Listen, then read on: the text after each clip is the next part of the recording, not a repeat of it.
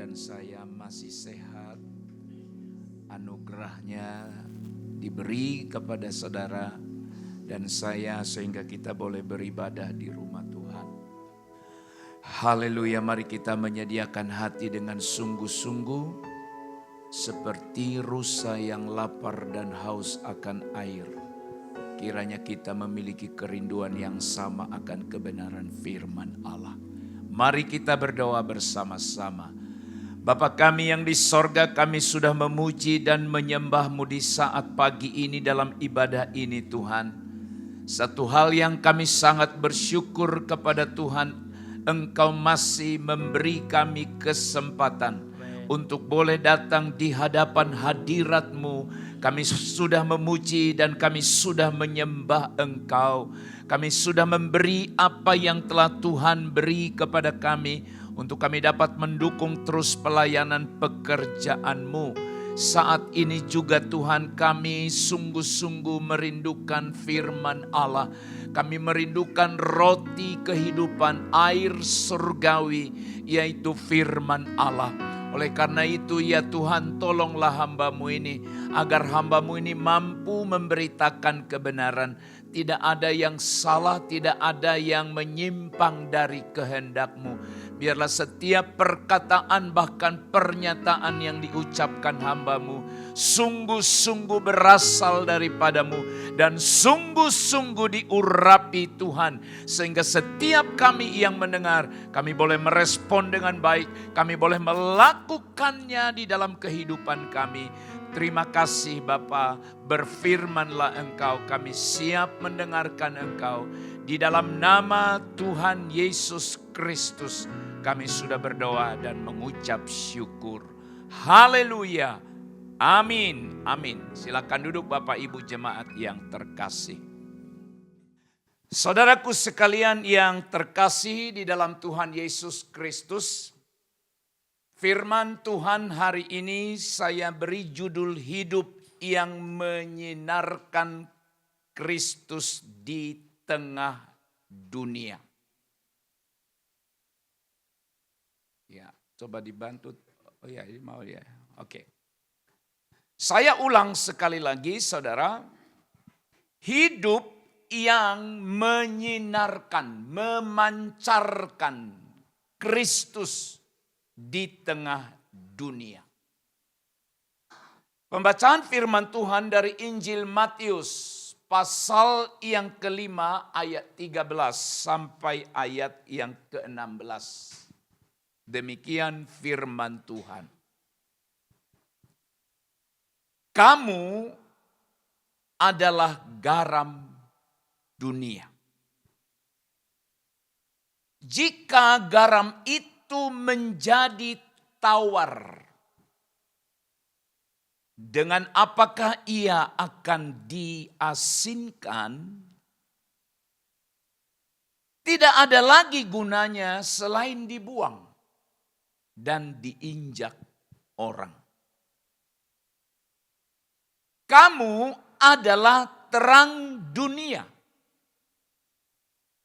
Kota yang terletak di atas gunung tidak mungkin tersembunyi. Lagi pula orang tidak menyalakan pelita lalu menyembunyikannya di bawah tempayan, melainkan di atas kaki pelita, sehingga memberi terang kepada semua orang di dalam rumah itu. Demikianlah hendaknya terangmu bercahaya di depan orang, supaya mereka melihat perbuatanmu yang baik dan memuliakan Bapamu yang di surga. Amin. Coba Bapak Ibu saudara-saudara sekalian bayangkan dunia tanpa garam dan tanpa cahaya.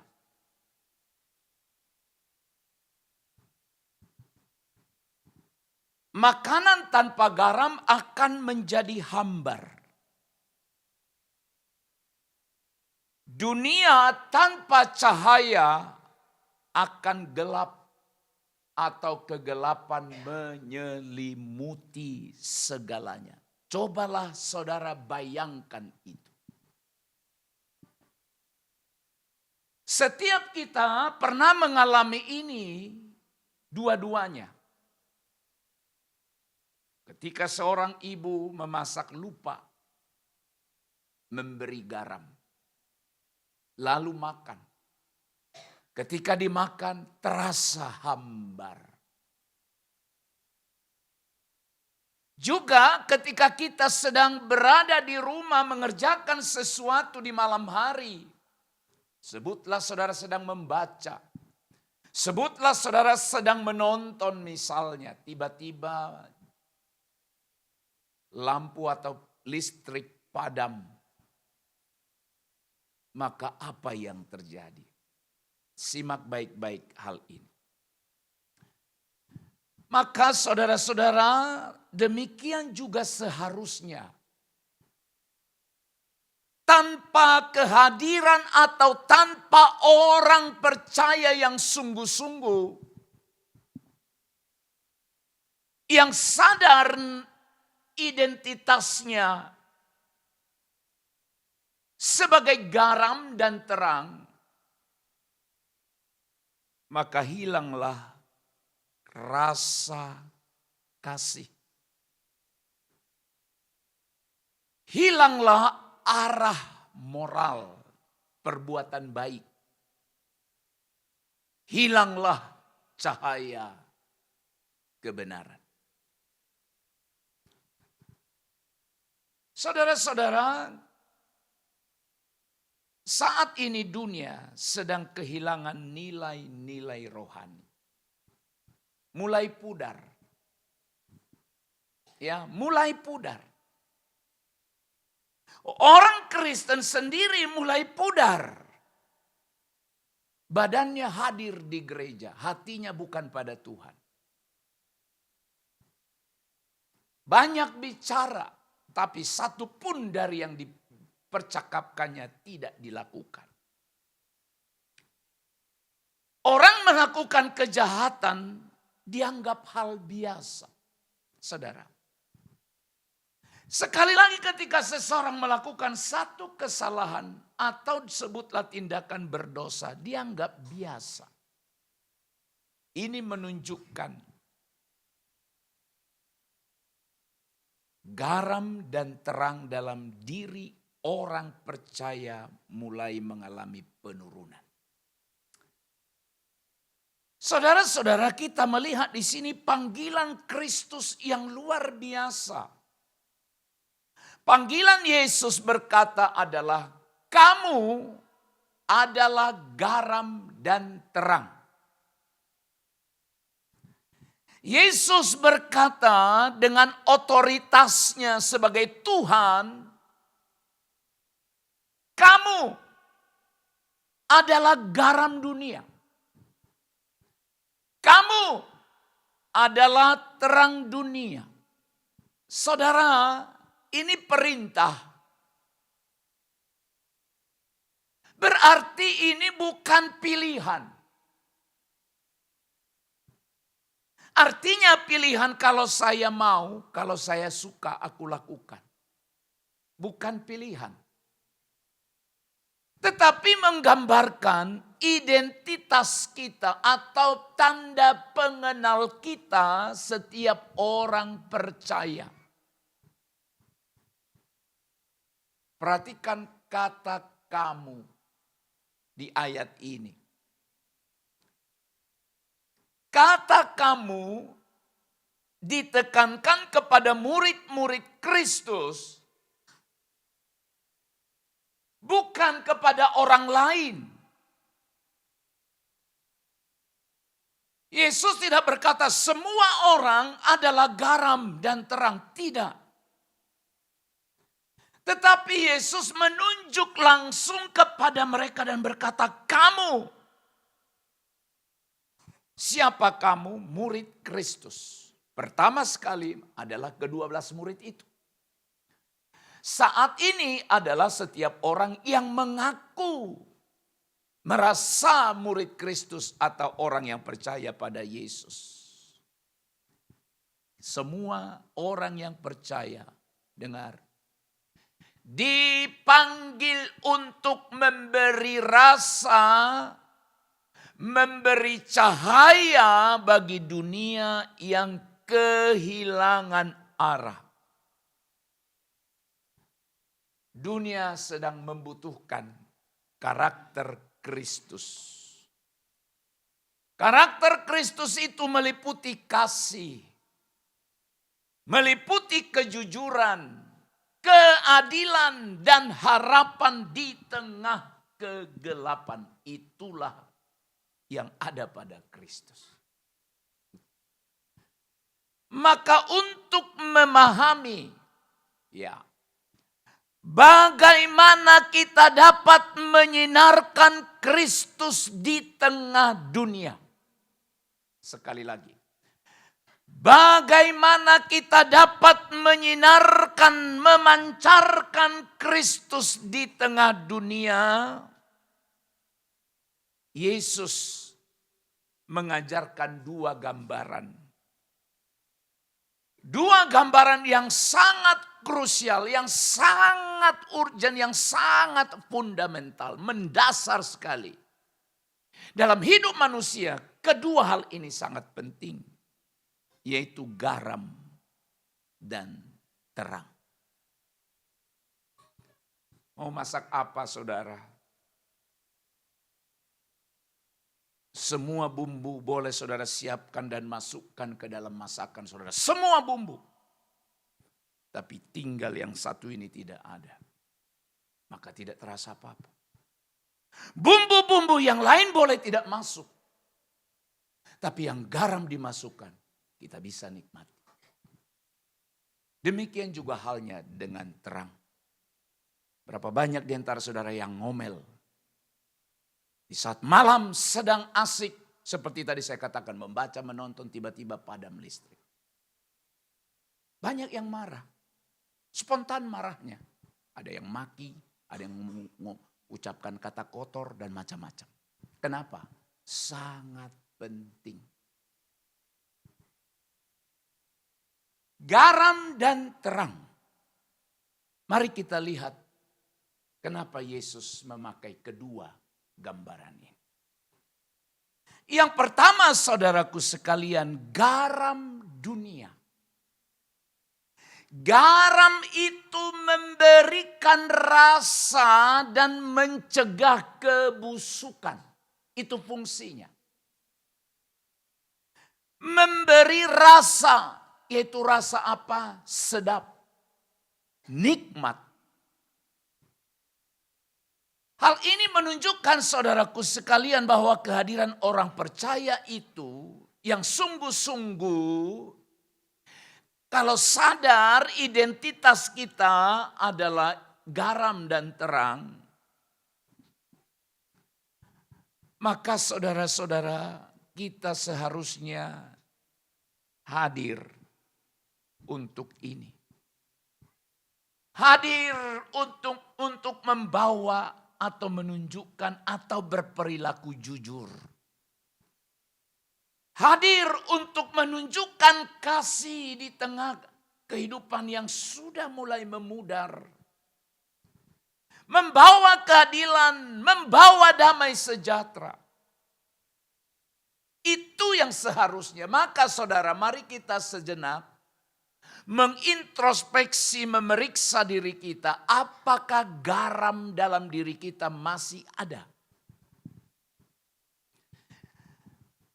Maka kita harus sadar saudaraku, tanpa kita, tanpa orang percaya, dunia kehilangan arah moral.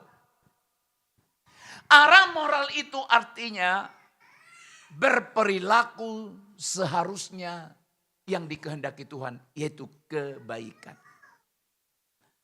Maka kalau ada orang Kristen yang tidak lagi hidup dalam kejujuran, tidak hidup lagi dalam kasih, keadilan, damai sejahtera, melakukan perbuatan kejahatan merasa tidak ada masalah lagi, maka bisa dipastikan identitas kita sebagai garam dunia sudah terhapus atau terhilang.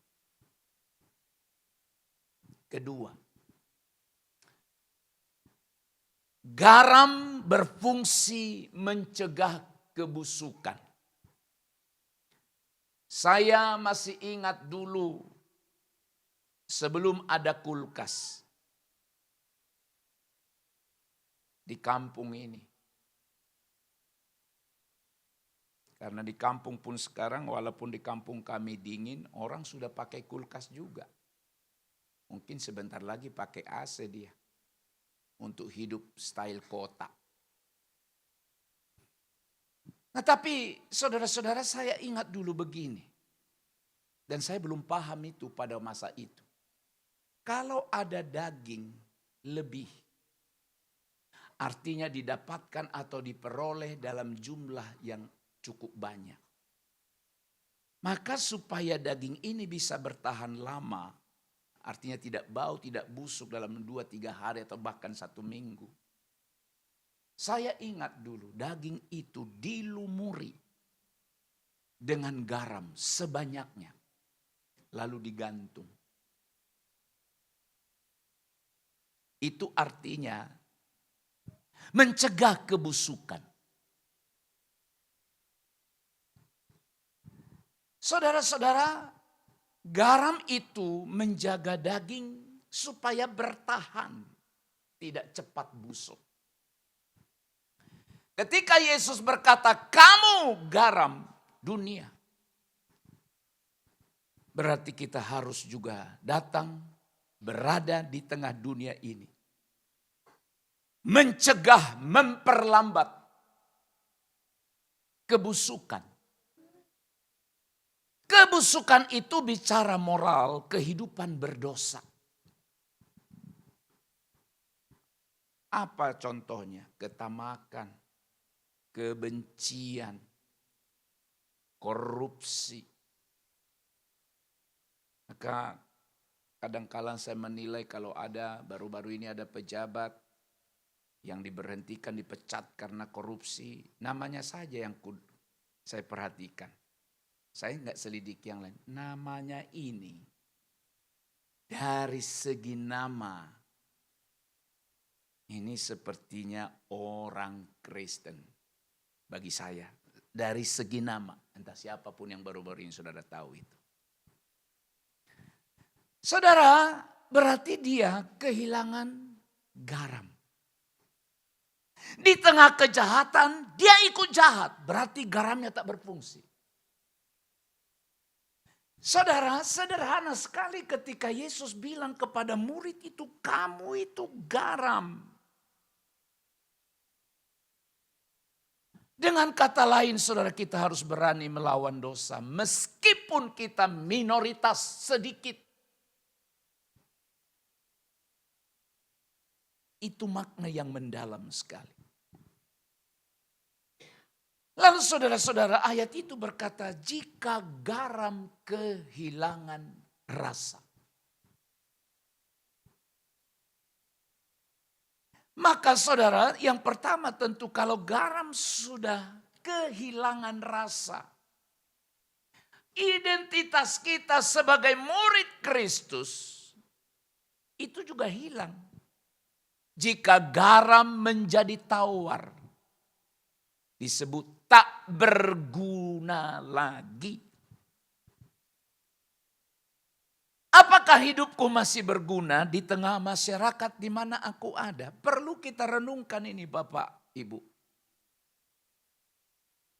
Masih bergunakah kehadiranku atau sudah tawar atau hilang?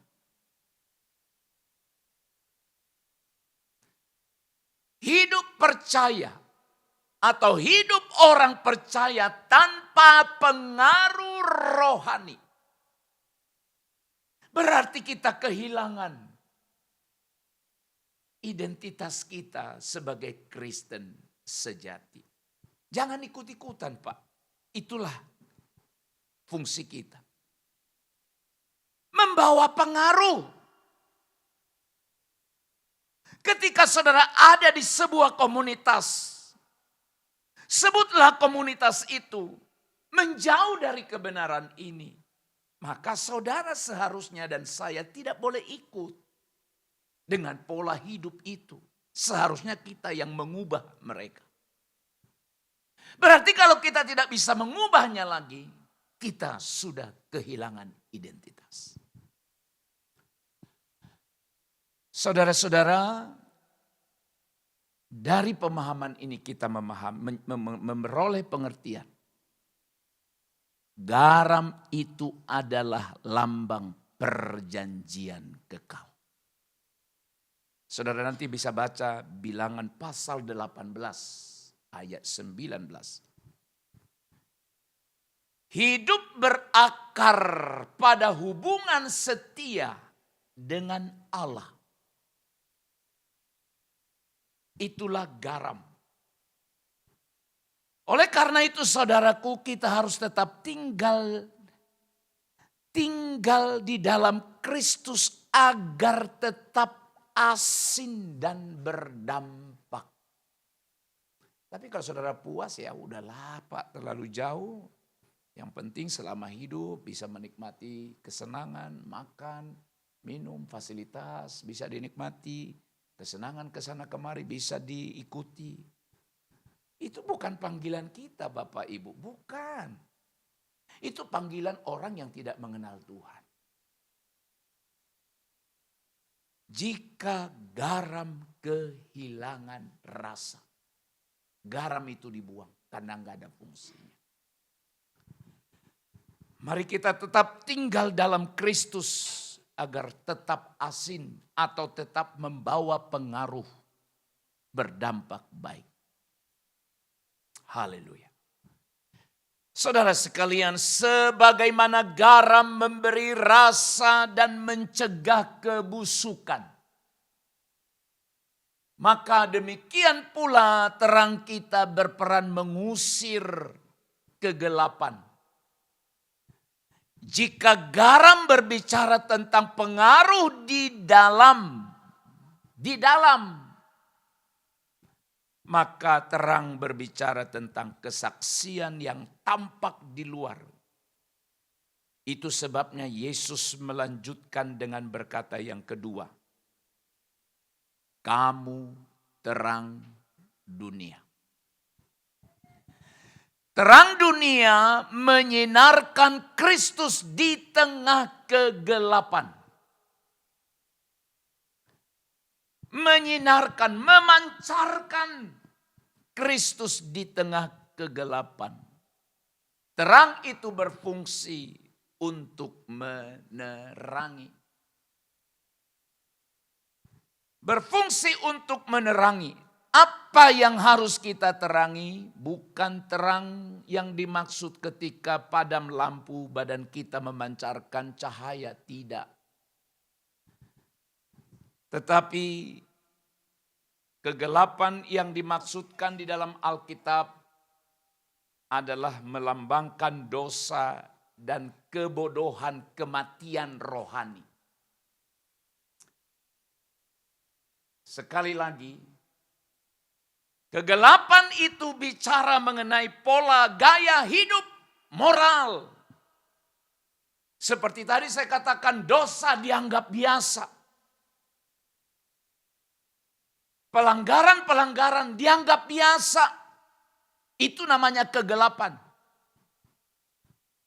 Maka ketika Yesus berkata, kamu terang, berarti kita harus mengusir kegelapan. Dengan kata lain mengusir, mengubah, menasehati. Supaya orang yang ada di dalam kegelapan itu menjadi terang. Bagaimana caranya? Mari kita tetap memancarkan kasih, kebenaran dan kekudusannya. Kenapa kita takut berbuat dosa? Kenapa kita takut hidup dalam kegelapan? Karena kita ingat Allah yang kita sembah adalah Allah yang suci, Allah yang kudus. Maka saudara-saudara,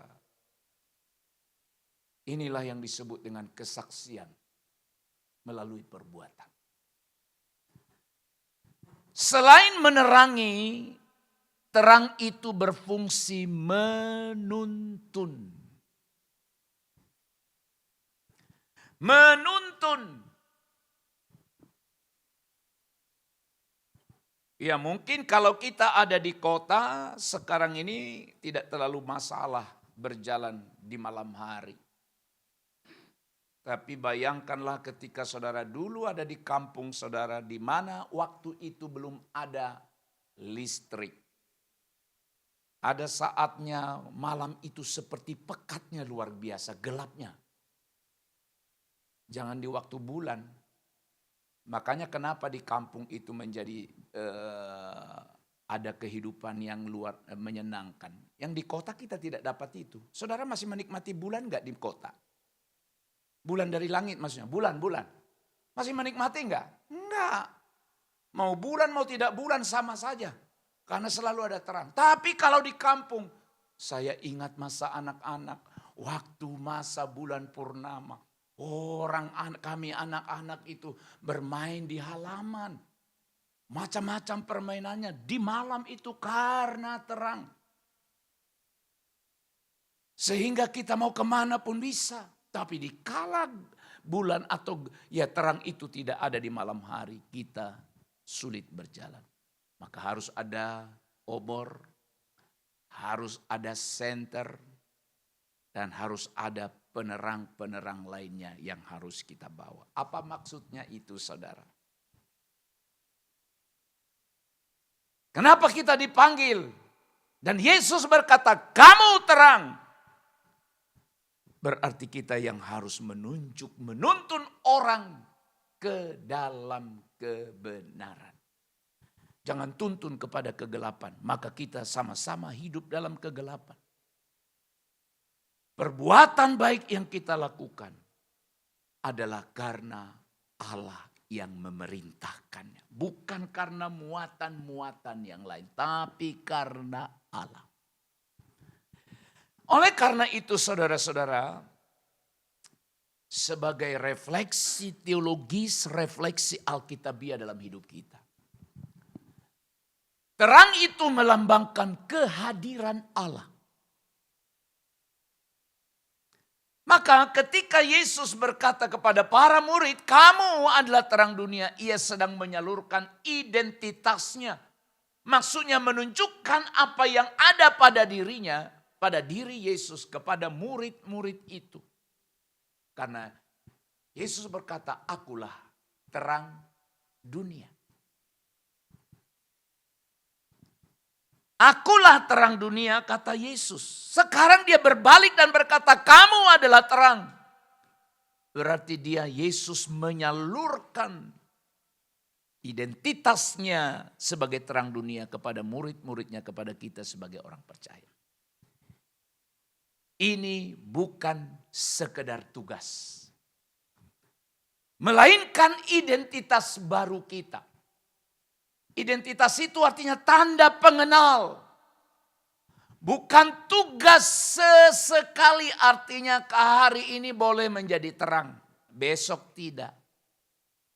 Tetapi menjadi terang adalah panggilan keberadaan kita yang mendasar eksistensial, yang artinya terus menerus di dunia ini. Kita tidak boleh menjadi rohani hanya di hari Minggu. Di hari-hari yang lain kita hidup secara duniawi. Itu bukan panggilan kita. Harus terus menerus. Amin. Terus menerus sampai akhir kehidupan kita. Saudaraku sekalian yang terkasih dalam Tuhan. Untuk apa saudara menunjukkan identitas sebagai garam, menunjukkan identitas sebagai terang? Untuk apa? Alkitab berkata agar Allah dimuliakan. Inilah puncak klimaks dari panggilan kita sebagai garam dan terang dunia. Apa itu? Yaitu yang ketiga, kesaksian nyata. Dengan memiliki pengertian, biarkan terangmu bercahaya. Saudara, biarkan terangmu bercahaya. Ini adalah perbuatan baik. Ya, bersaksi melalui perbuatan baik. Terang bercahaya di depan orang. Bayangkan saudara-saudara, itu pun pernah kita hadapi. Baik ketika di rumah, baik waktu kebaktian malam tiba-tiba mati lampu. Lalu ada orang yang langsung menghidupkan, sebutlah handphonenya. Saudara, itu perbuatan baik. Ya kan? Semua orang merasa tertolong. Hanya baru satu orang menghidupkan atau senter atau apa yang ada di tangannya. Di tengah kegelapan itu tiba-tiba dia hidupkan sendiri. Terang bercahaya di depan orang, ayat 16. Saudara-saudara, iman yang sejati itu selalu melahirkan perbuatan yang nyata sebagai bukti keselamatan yang memancarkan kasih, memancarkan integritas di tengah dunia yang sinis, yang masa bodoh, dunia yang hidup dalam kekerasan. Untuk apa saudara berbuat baik dalam hal ini? Memancarkan terang, tujuannya mulia sekali. Yaitu memuliakan Allah. Memuliakan Allah. Saudara sekalian, ayat yang ke-16 itu tadi berkata demikian. Demikianlah hendaknya terangmu bercahaya di depan orang, supaya mereka melihat perbuatanmu yang baik dan memuliakan Bapamu yang di surga. Hidup orang percaya bertujuan memuliakan Allah. Bukan untuk meninggikan diri. Bukan untuk kesombongan, melainkan menampakkan Kristus. Lewat kehidupan kita yang di dalamnya ada kasih, ada keadilan, ada belas kasihan. Agar dunia melihat bahwa Allah sungguh hidup. Dan juga hidup di dalam diri kita. Nah saudara-saudara, lalu apa yang harus kita lakukan sekarang? Apa yang harus tetap kita miliki? Hidup sebagai garam. Hidup sebagai terang. Yang pertama, mari kita menjaga integritas. Tetap jujur di dunia yang sedang kompromistis ini. Integritas garam yang tetap dijaga kemurniannya supaya tidak menjadi hambar. Ya, integritas jaga. Apa itu integritas? Omongan, perkataan sesuai dengan tindakan. Tidak mudah, tapi harus diperjuangkan. Kedua, menolong yang lemah. Jadilah terang bagi yang tertindas. Maka saudaraku sekalian, ini berbicara sebenarnya sekali lagi bagaimana kita berperilaku kepada orang. Tindakan sosial. Kembangkan ini dalam dirimu. Jangan masa bodoh. Sekali lagi tolong. Bukan karena perintah saya, Alkitab. Kepedulianmu. Bayangkan suatu saat engkau mengalaminya. Lalu tidak ada orang yang mau peduli denganmu. Betapa sakitnya hidup ini. Oke, sekarang barangkali hidupmu seperti dalam posisi roda yang sedang berputar posisi paling atas. Artinya aman-aman saja. Tapi roda itu berputar. Kalau roda tidak berputar berarti tak berfungsi. Suatu saat ada di titik paling rendah. Sebutlah itu kalau ibarat jam di angka 6. Rendah. Paling bawah. Ayo mari Pak, Ibu. Tunjukkan garam dan terang yang ada padamu. Itulah tindakan kita. Sekali lagi kehadiranmu sangat mahal dibanding dengan uangmu. Percayalah. Tolong yang lemah. Dan jangan memiliki prinsip. Sekali lagi ubah prinsipmu. Waktu aku sakit juga dia nggak lihat saya kok. Engkau sama dengan orang yang tidak mengenal kebenaran. Karena engkau membalas kejahatan dengan kejahatan. Tapi Yesus berkata apa? Kalau ada orang menampar pipi kananmu, kasih pipi kiri. Artinya apa? Jangan membalas kejahatan dengan kejahatan. Haleluya. Yang ketiga, membela kebenaran. Mungkin kita berdiri sendiri, tapi kita yang benar di antara banyak orang. Mereka salah. Saudara-saudara, kalau saudara dan saya tahu itu sebuah kebenaran, yakin itu kebenaran. Jangan ikut arus karena engkau merasa sendiri. Walaupun engkau imani dan percayai itu benar. Tapi akhirnya kita berubah. Hati kita gelisah karena kita melawan kebenaran yang ada dalam diri kita. Tetaplah bersinar agar dunia memuliakan Allah. Yang keempat, hidup tanpa serupa dunia ini. Maka kata kamu adalah garam dan terang. Ingat, Yesus sedang menunjuk khusus kepada orang yang mengikut dia. Dia tidak berkata semua orang yang ada di dunia adalah garam dan terang. Tidak. Sebab kita bisa menjadi garam dan terang ketika kita percaya dan melekat pada Yesus Kristus. Hidup orang percaya harus seimbang. Hadir dan melayani di dunia tapi tidak digilas, tidak menjadi serupa dengan dunia. Kita harus tetap yakin Allah itu kudus. Maka kita wajib hidup dalam kekudusan. Di dunia. Sekali lagi kita masih tinggal dan masih hidup di dunia. Tetapi kita tidak dikuasai oleh dunia ini. Saya simpulkan.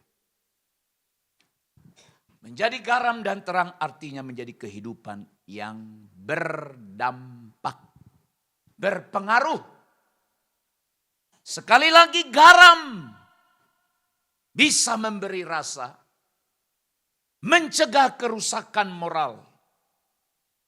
Artinya memberi makna dan tahan terhadap segala bujukan rayuan dosa yang ada di sekitar kita. Kedua, kehidupan yang berdampak adalah menjadi terang. Menyingkapkan, mengusir kegelapan dan menuntun orang kepada Kristus. Ini panggilan kita. Tuntun orang melihat kemuliaan Allah melalui kehidupan kita. Saudara, dunia yang sedang dalam kegelapan, yang sedang dalam rasa tawar, butuh rasa, butuh cahaya, butuh garam, dan butuh terang. Kristus telah menaruh kuasa dan terangnya di dalam diri kita. Karena itu saudaraku, jangan biarkan garam kehilangan rasa dan terangnya meredup dalam hidupmu. Jaga terus hubungan dengan Dia. Tetap memiliki kedekatan kepada Dia walaupun dunia semakin sibuk dengan segala apa yang ada di dalamnya. Oleh karena itu Bapak Ibu Saudaraku, marilah kita hidup, menghidupi panggilan Panggilan kita, identitas kita sebagai garam dan terang dunia. Supaya melalui hidupku, hidupmu, hidup kita, nama Tuhan dimuliakan di bumi ini. Amin. Mari kita berdoa. Kami mengucap syukur Tuhan, bahwa kami memiliki identitas yang ada bersumber dari diri-Mu Yesus Kristus. Bahwa kami harus menjadi garam dan terang. Kami dipanggil untuk menjadi garam, memberi rasa, mencegah kebusukan moral, menyingkapkan kegelapan dan menuntun orang kepada Kristus. Tuhan tolong Bapa, selagi masih ada kesempatan bagi kami, biarlah garam yang ada pada diri kami tetap terasa asin. Terang yang ada pada kami tidak redup, tapi tetap menyala. Karena kami tetap terhubung dengan-Mu. Kiranya setiap orang, setiap umat-Mu yang mendengarkan firman ini, memahami, menyadari, dan mau berubah, dan mau menghidupinya. Dalam nama Yesus kami berdoa. Amin.